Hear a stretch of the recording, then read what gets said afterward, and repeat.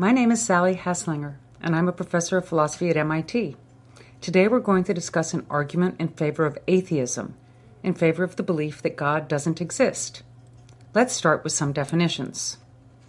Theism, that's the belief that God exists. So atheism, the belief that God doesn't exist. Rational theism is one form of theism. It's the belief that there are evidential reasons to believe that God exists. Now, irrational theism is the belief in God without evidence. There are plenty of people who are irrational theists because they believe in God based on faith. Faith is often thought to be believing something in spite of the fact that you don't have evidence for it. And it's completely common for people to believe things without evidence, right? We believe things all the time based on wishful thinking. We believe it because it's just in the air or it's convenient for us to believe it. It makes us happy for us to believe it. All those sorts of things. But we're talking here about evidence, where evidence is some information that lends credibility to the claim in the sense that it's more likely to be true if you have the evidence. Okay, so irrational theism, as I said, is a common position, but we're not really going to talk very much about it today. Irrational theism is the belief in God in spite of evidential reasons supporting atheism. Notice that this is quite different from irrational theism. The belief in God without evidence, as mentioned, could be just on the basis of a lack of evidence. But irrational theism is when you hold belief in God, that is, when you hold theism, but there are clear supporting reasons for the opposing view, that is, for atheism. Now that's problematic, and we're going to look a little bit further about why it's problematic. Let's move on to a few more definitions so that we're clear what we're talking about. Contradiction. What is a contradiction? A contradiction is when you have a set of beliefs that are not possibly true together. So a set of beliefs is contradictory if and only if it's not possible for all of them to be true. Here's a simple example. Today is Monday. It's not the case that today is Monday. Those can't both be true together. Now, we're making an assumption, namely that we're talking about right here, right now. We're not talking about something on the other side of the date line. Considering today is Monday and it's not today is Monday, that's a contradiction. Both of them can't be true. So if you believe both of them, then you're believing a contradiction. Now, it's not necessarily the case that a contradiction needs to involve only two statements. It can involve three statements. So all birds can fly. Penguins are birds. Penguins can fly. Not all of them can be true together, right? If you hold what it is to fly stable, if you hold what it is to be a bird stable, then you can't hold all these together and have just true beliefs. One of them has got to be false. Now you could say, well, maybe it's not the case that all birds can fly. Or maybe it's not the case that penguins are birds. Or maybe you could come up with a modification of what it is to fly so that penguins can fly. They're really good underwater, for example. You watch them underwater, they look like they're flying. But that's not really flying. So you can't hold all of these beliefs. You have to figure out which one you're going to give up. Likewise, today is Monday, and it's not the case that today is Monday. You need to give one up. Okay, now why do you have to give one up? Some people say, wait, we believe in contradictions all the time. It's just not obvious that we believe in contradictions. Well, that's true. We probably do have contradictory beliefs, but it's not good to have contradictory beliefs, and we want to get rid of our contradictory beliefs. Now, there are a couple of reasons why. First of all, it's really good to have true beliefs. You don't want to go around the world having false beliefs because it gets you into trouble. So if I believe that there's no wall here and I go walking into the wall, then that's not so good. False beliefs can get you into trouble in that way. They can lead you into problematic circumstances that you'd probably best not be in. So holding beliefs that are false is problematic, and if you hold contradictory beliefs, you know one of them has got to be false, and that's bad. Another thing is coherent action. Having contradictory beliefs makes it difficult to act coherently. Look at this one. Today is Monday, and it's not the case that today is Monday.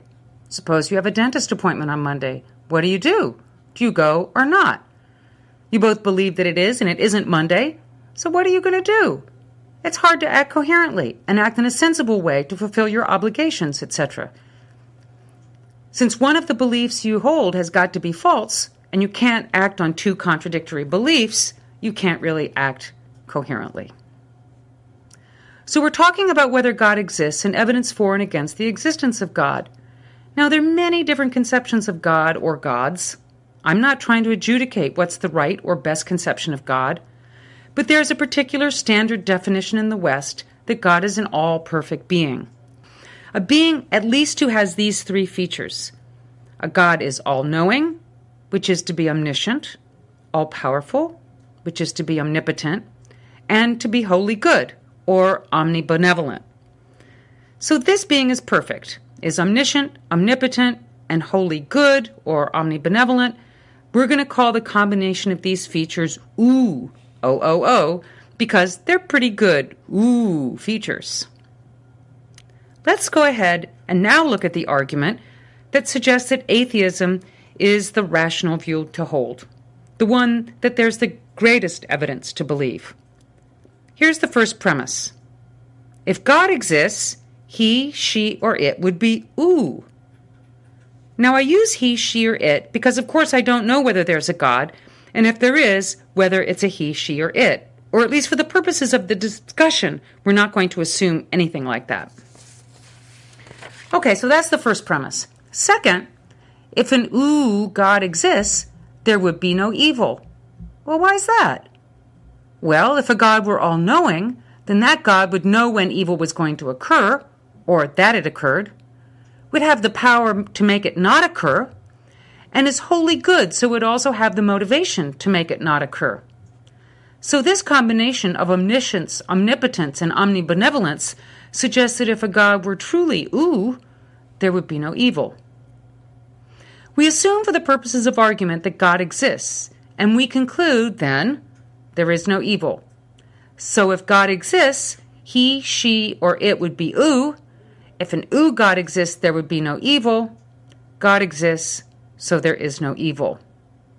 The problem is, there is evil. Well, at least it seems there's evil. That might be one of the questions that comes up when we consider objections to the argument. It certainly appears that there's evil, lynching, terrorism, the death of innocent babies. So for the moment, we're going to say there is evil. But look, there is no evil, there is evil, this is a contradiction. And so we have to reject one of these premises. Well, this one, that God is OO, that one is hard to reject because that's just how we've defined what God is. This one, it seems straightforward. And so once we assume God exists, and we assume that there is evil in the world, which is hard to deny, we get a contradiction. So we have to reject something. And so the thing that's most likely to be false, according to the argument, is number 3, that God exists. So we conclude that God does not exist. Now this argument is a little bit truncated, as any argument is. It relies on 2 further assumptions. First, a wholly good thing always eliminates evil as far as it can. And second, that there are no limits to what an omnipotent thing can do. But these just seem to be part of the definition of all-knowing, all-powerful, and wholly good. It's just true by definition. So here's a way to think about it.